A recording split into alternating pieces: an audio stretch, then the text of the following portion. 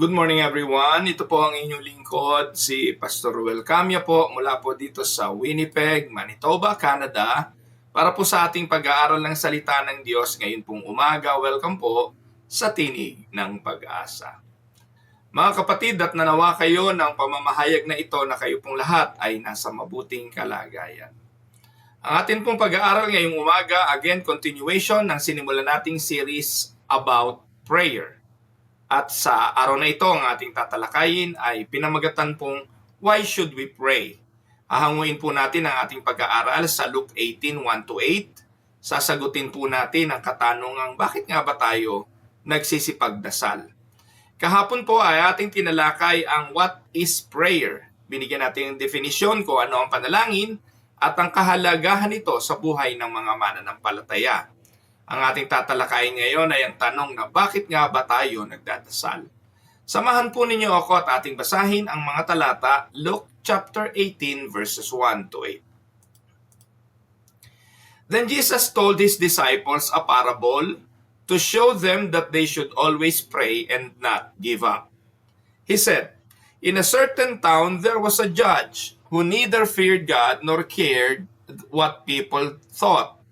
And there was a widow in that town who kept coming to him with the plea, 'Grant me justice against my adversary.'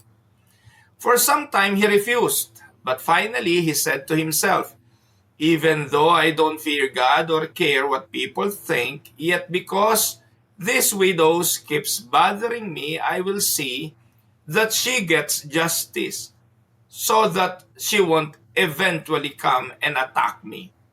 And the Lord said, 'Listen to what the unjust judge says. And will not God bring about justice for his chosen ones, who cry out to him day and night? Will he keep putting them off? I tell you, he will see that they get justice and quickly. However, when the Son of Man comes, will he find faith on the earth?'" Pagpalain nawa ng Panginoon ang pagkabasa at pagkadinig ng kanyang mga banal na salita na sa umagang ito'y ating pagbubulayan. Ang ating pong binasang mga talata ay parabola ng Panginoon at ito po'y nagpapakita sa atin ng sagot kung why we should pray or why we need to pray. Ang objectives ng ating pag-aaral ngayong umaga, una, let us see prayer as necessity and not option. Tingnan natin ang panalangin bilang pangangailangan at hindi option lang ng ating mga buhay. Makita nawa natin na ang panalangin ay napakahalaga at hindi basta na lang wawalang baliwala. Pangalawa, we need to understand God's purposes for prayer. Ang isang bagay na ginagawa natin, dapat alam natin kung bakit natin ginagawa. Ang isang bagay na nakasanayan lang ng walang isang matibay na layunin ay walang kabuluhan. Kaya it is very important kung nakita natin ang isang bagay at ginagawa natin ito at ginagawa natin ng buong pagpapahalaga, dapat alam natin kung bakit natin ito ginagawa. Katulad ng paghinga, just as breathing is essential for physical life, we do believe that prayer is essential also for spiritual life. Sa Tagalog, kung ang paghinga ay mahalaga para sa buhay pisikal, ang pananalangin ay napakahalaga para sa buhay espiritual. Narito po ang ilang mga bagay na gusto ko munang bigyan ng diin bago natin talakayin kung bakit tayo nagdadasal. Una, God commands us to pray. Amen? God commanded us to pray. Prayer is not a suggestion. It is a command. Pag-utos, ito po'y dalawang bagay. May kaakibat na parusa sa pagsuway at may kaakibat na pagpapala sa pagsunod. Parati pong ganon ang makikita natin sa commandment ng Diyos. Iniiwas tayo sa kapahamakan sa pamamagitan ng ating pagiging masunurin. Ganyan po inilalarawan ng Biblia ang mga kautusan. Inuutos ng Diyos ang panalangin kaya dapat natin itong gawin. Pangalawa, Jesus modeled prayer. Kung ipinakita ng Panginoon papaano manalangin, isa lang ibig sabihin noon, dapat natin itong gawin kasi si Jesus mismo ang halimbawa nito. If the Son of God, Jesus Himself, needed prayer, how much more do we? Si Jesus nga mga kapatid, anak ng Diyos, nananalangin. Tayo pa kaya ang hindi? Pangatlo, prayer expresses dependence. Ang pananalangin ay pagpapahayag ng iyong pagtitiwala. Prayer humbles us and acknowledges our weaknesses and God's sufficiency. Those are reasons why we pray. Idagdag ko pa yung pang-apat, prayer strengthens faith. The more we pray, the more we trust God. Can we say amen? Siguro po, sapat na ang apat na dahilan na yan para dalahin tayo sa pananalangin, para tayo itulak sa marubdob na pagnanasang magdasal.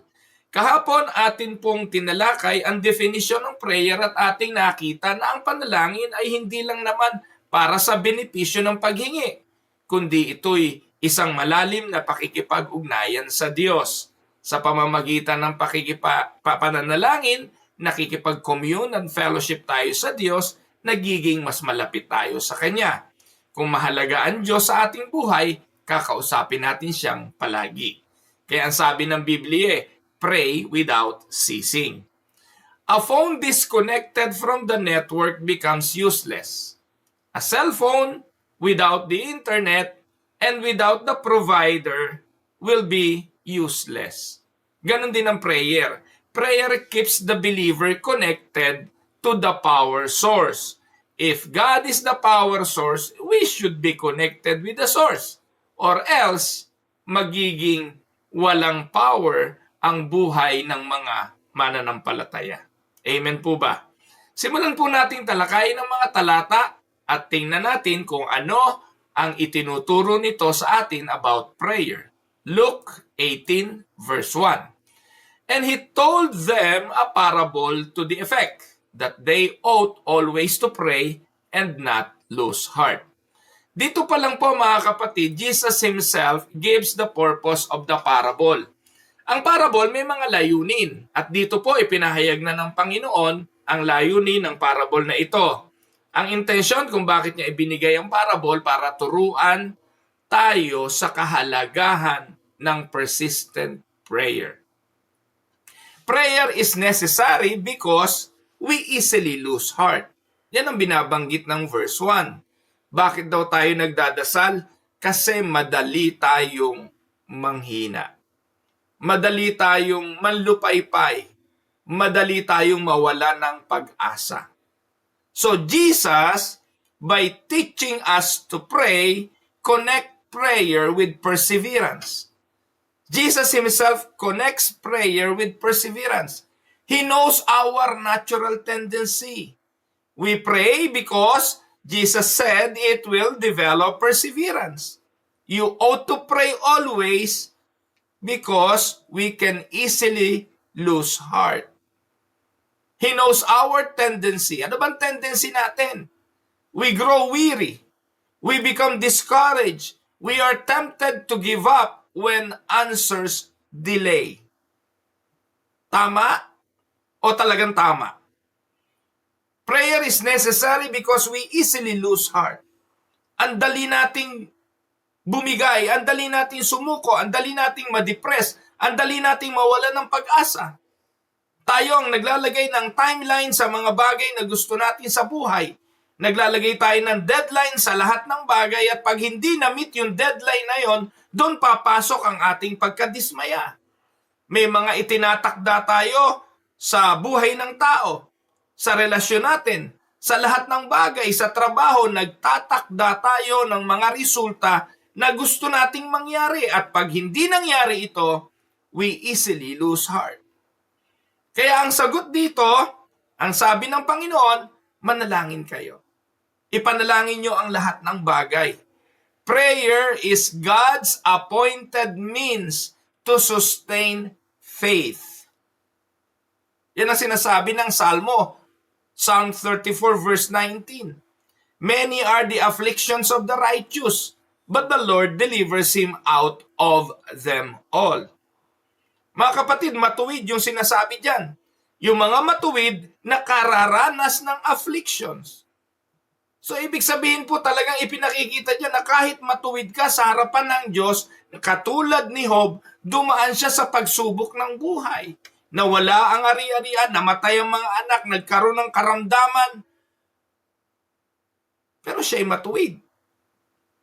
Pero ang sabi ng talata, because of Job's connection with the Lord, God delivers him out of them all. Can we say amen? Isaiah 40 verse 31, they who wait for the Lord shall renew their strength. They who wait for the Lord shall renew their strength. It is God who will sustain. He will sustain the faith. Now, balikan natin ang question, why need to pray? Why we need to pray? And the answer, because prayer strengthens our hearts when life weakens our hope. Amen po mga kapatid. Pangalawa, prayer teaches us dependence on God and not on man. Basahin natin yung sumunod na mga talata. Luke 18:2-5, he said, in a certain town there was a judge who neither feared God nor cared what people thought. And there was a widow in that town who kept coming to him with a plea, grant me justice against my adversary. For some time he refused, but finally he said to himself, even though I don't fear God or care what people think, yet because this widow keeps bothering me, I will see that she gets justice so that she won't eventually come and attack me. So, dito ay pinakikita ang isang widow, babaeng balo. And the widow is powerless, vulnerable, without influence. Yet, anong naging ginagawa ng babaeng ito? She continues to cry. At ang kanyang hiling, give me justice against my adversary. So, dito po, ang inilalarawan ng parable ay isang babaeng walang pag-asa. She has no other hope except appealing to authority. Mga kapatid, this mirrors the believer's posture. Ang paglalarawan sa babaeng ito ay larawan ng mga mananampalataya ng bawat isa sa atin na wala ng pag-asa. Nasa sitwasyong walang malalapitan. We are spiritually needy. We cannot fix our souls. We cannot control the outcomes. At ang sabi ng John 15:5, apart from me, you can do nothing. So yun po ang katotohanan. Kaya prayer humbles us and reminds us that God alone is our defender, our provider, and our deliverer. Ang parable na ito ay pagpapakita at paglalarawan sa bawat isang mananampalataya na Diyos lang talaga ang ating matatakbuhan. At sa Kanya, masusumpungan natin ang isang tagapagtanggol, ang tagapag-provide at tagapag-deliver. Amen? So we pray without ceasing, and we continue to appeal to God. Third, prayer demonstrates faith in God's character. Luke 18:6-7, and the Lord said, listen to what the unjust judge says, and will not God bring about justice for his chosen ones who cry out to him day and night? Will he keep putting them off? So, dito, Jesus contrasts an unjust judge versus a righteous covenant-keeping God. Ito pong judge na ito, ang sabi sa ating parable, unjust, hindi matuwid, hindi nga kilala ang Diyos. So, If even a wicked judge eventually responds to persistence, how much more will a holy and loving God respond to His elect? Kung ang isang huwes na hindi matuwid ay tumugon sa persistence ng babaeng balo, ang sabi ng Panginoong Yesus, ang Diyos pa kaya na banal, mapagmahal ang hindi tumugon sa kanyang mga anak. Sa verse 7 nga, ano sabi? Will not God give justice to His elect who cry to Him day and night? So mga kapatid, ipinakikita rito, prayer is an act of faith saying God hears, God cares, God is just, God will act in His perfect time. Amen? Now, why should we pray? We pray not because God is reluctant. We pray because God is faithful. Can we say amen? Yan po yung pangatlong bagay na nakita natin sa mga talatang ating binasa. At sa panghuling talata ng Luke chapter 18, makikita natin ang katotohanan that prayer aligns us with God's timing and not our own. Tayo'y nagdadasal hindi para pilipitin ang kamay ng Diyos.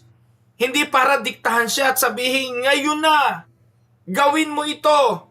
Iminamanifest ko, mangyari ito. That is not prayer. Manifesting, commanding, declaring are not prayer. Those are haughtiness, kayabangan, boastfulness. Kaya every time na ang tao'y nagde-declare, nagko-command, nagmamanifest, isa lang ibig sabihin nito. Ginagawa niyong genie ang Diyos na gusto niyong sumunod sa mga kapritsyo niyo sa buhay. Hindi ninyo masusuhulan ng Diyos sa sinasabi ninyong kapirasong pananampalatayang meron kayo. Ano sabi ng Luke chapter 18 verse 8? I tell you, He will see that they get justice and quickly. However, when the Son of Man comes, will He find faith on the earth? He will give justice to them speedily. Ang sabi ng talata. Speedily does not mean immediate by our clock. Speedily means in God's perfect wisdom. Yung talatang yan, ginagamit kasi out of context ng mga Pentecostal eh. Sasabihin sa mga miyembro, basta persistent ka, yan sasagutin ka agad ng Diyos. Kaya ginagawa natin, dinideclare natin, kiniklaim natin para ibigay agad ng Diyos, mga kapatid. Don't mangle. Do not distort the scripture. Speedily does not mean immediately by our clock. It is not on our time. Take note that sometimes God delays the answer to the prayer and ginagamit niya ito. And God's delays are never denials. Often God uses waiting, one, to refine our faith, second, to purify our motives, and third, to deepen our trust. At alam niyo mga kapatid, nagpapasalamat ako sa Diyos kasi may mga dasal akong hindi niya tinugon. May mga dasal akong hindi niya ibinigay.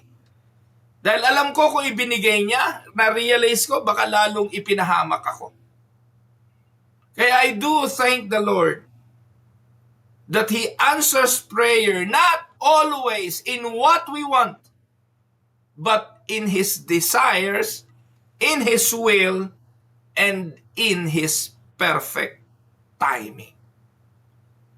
Romans 8:25 says, if we hope for what we do not see, we wait for it with patience. Kaya pag nagdasal, maghintay. Prayer aligns us with God's timing, not our own. Amen? So, sa letter B ng Luke 18:8b, ganito po ang sinasabi. prayer reveals the condition of our faith. Luke 18b, when the Son of Man comes, will he find faith on earth? Jesus ends not with encouragement, but with a searching question. Because persistent prayer is evidence of genuine faith, meron kayang matatagpuan ang Panginoon na genuine faith. Take note, a prayerless life often reveals, one, spiritual coldness. Ang hindi pananalangin ay isa lang palatandaan. Kapag hindi ka na nakikipag-usap sa tao, malamig na relasyon mo sa kanya. Tama po ba? Kapag hindi na kayo nag-uusap mag-asawa, wala na kayong time together, alone time, or quiet, o yung moment of togetherness to discuss things, palatandaan niya ng panlalamig sa relasyon. Ganon din naman sa spiritual. Kung sinasabi nating mahal natin ang Diyos and then ayaw nating magdasal at hindi na tayo nagdadasal, that is a revelation of spiritual coldness. Pangalawa, prayerless life often reveals self-reliance. Baka alam mo na lahat, kaya mo na lahat, meron ka na ng lahat, kaya hindi ka na nagdadasal. Kaya yung prayerless life, iyan lang mga inire-reveal niyan. Kapatid, kailan ka huling nagdasal? Baka meron ka na ng lahat. Baka ubod na layo mo na sa Diyos. At pangatlo, baka napakahina na ng iyong pagtitiwala. A prayerless life often reveals spiritual coldness, detached ka na sa Diyos, dahil puno ka na ng panlalamig, baka bunga ng sama ng loob, bunga ng galit, bunga ng hindi pagbabasa ng salita ng Diyos at kung ano-ano pa. Tapos sa tingin mo, kaya mo na lahat, ikaw na lang ang nasusunod, ikaw nagpapasya, ikaw lahat sa buhay mo, self-reliance tawag doon. At pangatlo, napakahina ng iyong pagtitiwala sa Diyos. Yan ang inire-reveal ng prayerless life. But what about a praying life? A praying life reveals living faith. Namumuhay tayo sa pananampalataya. Namumuhay tayo sa pagtitiwala sa Diyos. Namumuhay tayo hindi sa mga material na bagay lang, hindi doon sa mga hawak lang natin, kundi sa mga bagay na hindi natin nakikita. Pangalawa, dependence on grace. Lagi ko naririnig doon sa mga matured believer, biyaya lang ng Diyos ang lahat. Kung paano nakakaraos sa araw-araw, biyaya lang ng Diyos ang lahat. Paano na pag-aaral ng mga anak, biyaya ng Diyos. Paano natutugunan ng pang-araw-araw, biyaya ng Diyos. Paano nagtataglay ng kalakasan sa kabila ng mga maintenance medicine sa karamdaman, biyaya lang ng Diyos. Bakit tayo nabubuhay ngayon at may hininga? Biyaya lang ng Diyos. That is what a praying life reveals. At pangatlo, hope anchored in God. Yan ang inire-reveal ng isang mapanalangining buhay. Buhay na pananampalataya, pagtitiwala sa biyaya ng Diyos, at pag-asang nakaangkla sa Diyos. Kapatid, kanino nakaangkla ang buhay mo? Pinapakita ng ating marubdob na pananalangin na sa Diyos lang tayo talaga umaasa at sa Diyos tayo tumitiwala. Amen? Now, for the summary, why must we pray according to Luke 18:1-8? The answer, we pray because we are all prone to discouragement. Baka ngayon, discourage ka. Ano sagot dyan? Prayer. Discourage ka sa tao? Pray. Discourage ka sa gobyerno? Pray. Discourage sa employer? Pray. Discourage sa kapatid? Pray. Discourage kay pastor? Pray. Discourage sa kapatiran ng simbahan? Pray. We must pray because we are prone to discouragement. Pangalawa, We need to pray because we are dependent on God for all things. Saan galing ang lahat? Sinong provider ng lahat? Sinong nagbibigay ng lahat? Sinong nag-aayos ng suliranin? Mga kapatid, Diyos lang at biyaya iyon ng Diyos. So we need to be dependent on God for all things. Amen. Third, we pray because God delights to hear His elect cry out to Him. Kung kayo magulang na at may mga anak, alam nyo ito. Ang inyong anak sa isang araw at hindi nagparamdam, mag-aalala ka. Ang iyong anak na lagi naman in constant communication at biglang nag-block ng cellphone, hindi matawagan, hindi mo makausap, mag-aalala ka. Kung ganon, tayo sa ating mga anak sa laman. Ang Diyos kaya, hindi rin ganon. Though God knew everything, that the only difference is alam ng Diyos ang lahat. Alam niya kung bakit ka tahimik. Alam niya kung bakit ka hindi nakikipag-usap. Yes, pwede kanyang unawain. At naiintindihan tayo ng Diyos sa mga tantrums ng ating buhay. Naiintindihan ng Diyos ang ating mga pagtatampo at hinagpis. Pero nais ng Diyos na sabihin natin ito sa Kanya. And take note, hindi yun para sa Kanya, kundi para sa atin. Because the more we open our heart to God and we pour our longings to God, katulad ng isang sanggol na nagmamanya sa kanyang ina, makagagaang ito sa kanyang damdamin. Amen? God delights to hear His elect cry out to Him, not for God's benefit. Take note, not for God's benefit, but for us. Amen? Number 4, we must pray because prayer grows our faith while we wait. Yung persistent widow, araw-araw pumupunta siya doon sa masamang hukom. Araw-araw ay hindi siya pinapakinggan. Araw-araw deny yung kanyang request. But she persistently go to the wicked judge. Sa Diyos, maaari hindi naman agad sagot ang ating tatanggapin. Maaaring hindi naman talaga positively according to what we want. But we need to continue praying because it allows us to grow in faith while we wait.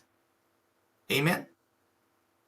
Panlima, persistent prayer is evidence of genuine faith. Ang pananalangin at ang pagsusumikap sa pananalangin ay ebidensya ng isang matibay at totoong pananampalataya. Yan 5 bagay na yan ang mahalagang maunawaan natin about prayer. Mahalagang maintindihan natin bakit tayo dapat magdasal. Narito po ang ilan pang powerful teaching statement na ilagay natin sa ating mga puso. Take note, prayer does not change God's will, but prayer changes God's people to trust His will. Ang pananalangin ay hindi para baguhin ang kalooban ng Diyos. Mga kapatid, huwag niyong isiping kaya niyong baguhin ang kalooban ng Diyos. Ang Panginoong Hesukristo nang nagturo ng panalangin, ang sinabi niya, "May your will be done on earth as it is in heaven." Si Jesus sa Gethsemane, ang sabi niya sa Ama, "Father, may this cup pass before me, but not my will, but your will be done." Ito po ang isang matured na uri ng pagdadasal. Ang hingin ay ang kalooban ng Diyos at hindi lagi yung atin. Hindi natin babaguhin ang kalooban ng Diyos because the will of God are always perfect. Kaya pag natutunan nating tanggapin ang kalooban ng Diyos, tayo ang binabago ng ating pagdadasal. Prayer does not change God's will, but prayer changes God's people to trust His will. Amen? Now, for a closing challenge, mga kapatid, if Jesus commands us to always pray and not lose heart, then neglecting prayer is not merely weakness, it is disobedience. Minsan, ang galing natin na magturo sa mga taong makasalanan. Ang galing natin magturo sa mga lumalabag sa Diyos. Pag nakita natin ang mga magnanakaw sa Senado, magnanakaw sa Kongreso, we point an accusing finger to them, saying that they are lawbreaker o lawbreakers. Pero alam niyo po ba, dito sa diwang ito, kung titingnan tayo ng Diyos sa mata, sasabihin, ikaw din naman lawbreaker eh. Sinabi ng Panginoon, always pray and not lose heart. So sa hindi natin pagdadasal, isa lang ibig sabihin, ano kaibahan natin sa mga makasalanan, sa mga hindi marunong sumunod sa kautusan? We are one and the same. Mga kapatid, a persevering prayer life is one of the clearest marks of a persevering faith. Ang palatandaan ng isang matibay at nagpupursiging pananampalataya ay ang nagpupursiging prayer life. Amen? So in application, 1, make prayer a daily priority. Simulan sa umaga. Sabi nga meron nga pong writer na sabi, start your day with a prayer and close it with a prayer also at night. Hindi ko po sinasabi kung ilang beses tayong magdasal. Yun pong mga Hudyo may oras ng pagdadasal. Ang mga Muslim may oras ng pagdadasal. Ang mga Katoliko may oras din ng pagdadasal. Meron silang 3 o'clock habit, may Angelus sa hapon, at kung ano-ano pa. Pero tayong mga mananampalataya na nagsasabing tayo ang tunay na mananampalataya, gaano natin kadalas kausapin ang Panginoon? Make prayer a daily priority. Second, teach your family to pray. And this is where the house of prayer comes in. Kahapon, present ko sa inyo yung house of prayer. Nanghingi po ako ng mga commitment sa inyo if you want to be part of the house of prayer. Sabi ko, i-message ako. No, sa 55 nanood sa akin kahapon, 3 lang ang tumawag, ang nag-message at nagsabing, I want to join the house of prayer. Am I disappointed? No. Am I disappointed sa 53 o 55 nanood, 3 lang ang tumawag? No. Si Jesus nga 10 ang pinagaling 1 lang ang bumalik. When it comes to commitment, many people don't want to commit. Pero para sa akin bang pakinabang yun? Mga kapatid, tuturuan kayong magdasal sa inyong sambahayan. And that is what the house of prayer is all about. Teaching your family to pray. Naniniwala po tayo, a praying family is a growing family, and a growing family maturing also in their faith. Third, encourage corporate prayer in church. Turuan ng mga kapatiran sa diwa ng pananalangin. And again, that is where the house of prayer comes in. Now, para may pagbulay-bulayan kayo, I would like to give you some reflection questions. 1, why do believers neglect prayer? Bakit mananampalataya na tamad magdasal? What happens spiritually when prayer is ignored? Why do you think Jesus emphasized that we must always pray and not lose heart? Pang-apat, what does the persistent widow teach us about humility and dependence on God? Ito po ang ating pag-aaral. Sinagot po natin ang tanong, why should we pray? Tayo po'y manalangin. Gracious and sovereign God, we come before you with humble hearts, acknowledging our weakness and our constant need for your grace. Thank you for teaching us through your word that we ought always to pray and not lose heart. Patawarin mo kami, Panginoon, for the times we have grown weary, discouraged, or prayerless. Teach us always to trust your perfect timing, even when answers seem delayed. Palakasin mo ang aming pananampalataya, Panginoon, so that we may persevere in prayer, believing that you are a just, faithful, and loving Father who hears the cries of your children.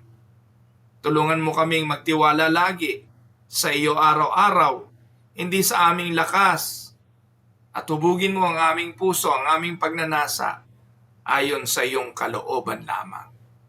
Lord, may our lives be marked by persistent prayer and unwavering faith until the day of our Lord Jesus returns. In His precious name we pray. Amen and amen.